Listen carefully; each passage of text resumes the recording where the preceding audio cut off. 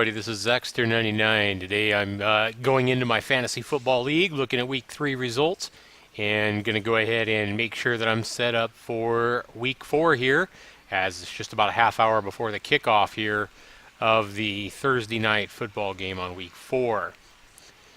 So as we go back here to week 3, we see that I did have a pretty decisive victory over the Stone Soldiers here, and you can see here that I pretty much took a good lead by about the late game on Sunday afternoon, and after that I stayed well ahead, even though he had all his players playing Sunday evening, or most of his players playing Sunday evening and Monday night, but he couldn't catch up, and I won by over 30 points here.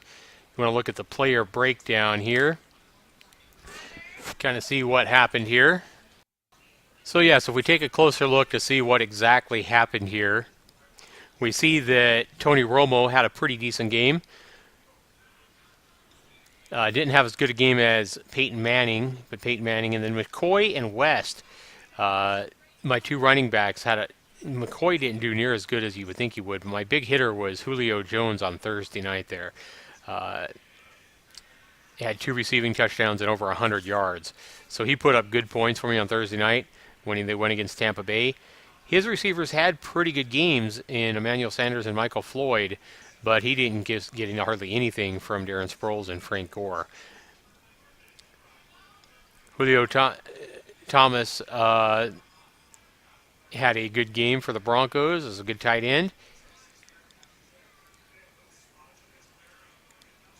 But with Julio Jones, I jumped out to a big lead. And then another big difference maker here was I made some pretty good choices. My defense beat his defense there 16-0. But if you remember last week, I swapped out the Lions for the Cardinals. I don't know if I did that on the video or not, but I did decide to go ahead and swap those two out, seeing that the Lions were going against Green Bay and knowing Green Bay's been struggling. And that was a good decision for me because I would have only had 2 points, and instead I had 16.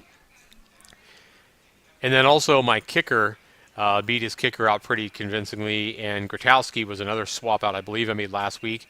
I did have Shane Graham in there for New Orleans, and again I made a right decision by swapping Shane Graham, who only scored 2 points, out for Grotowski, who went against Oakland and got 10 points.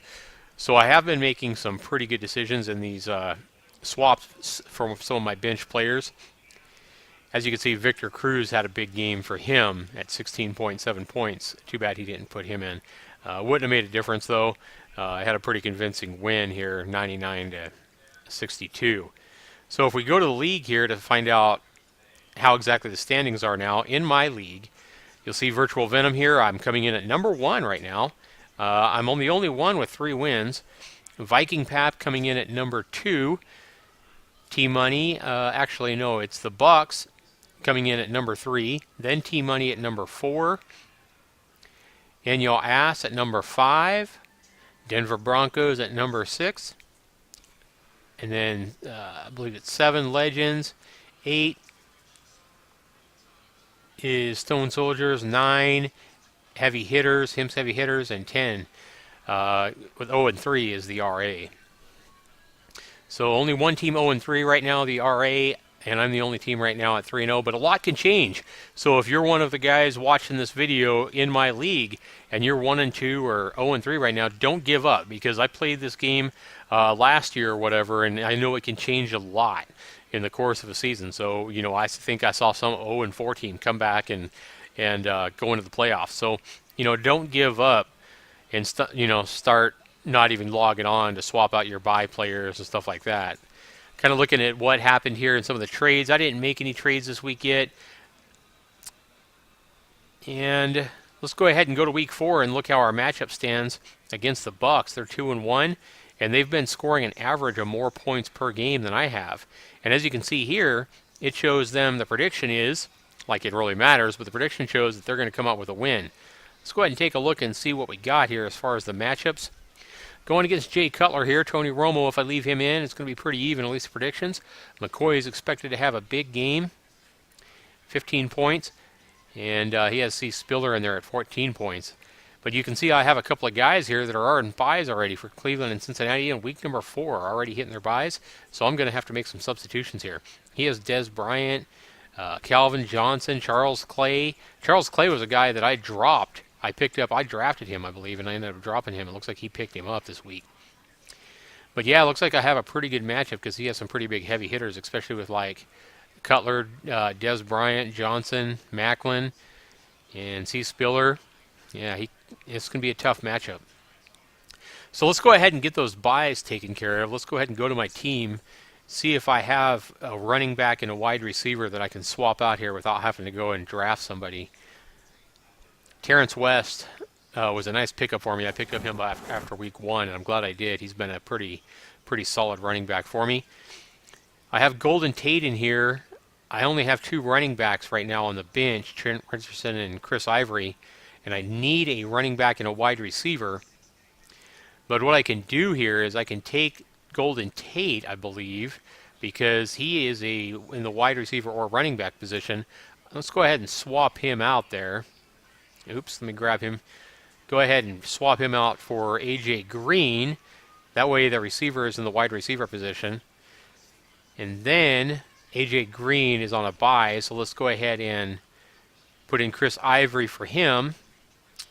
Put A.J. Green on the bench since he has a bye. And then let's go ahead and take Trent Richardson down here.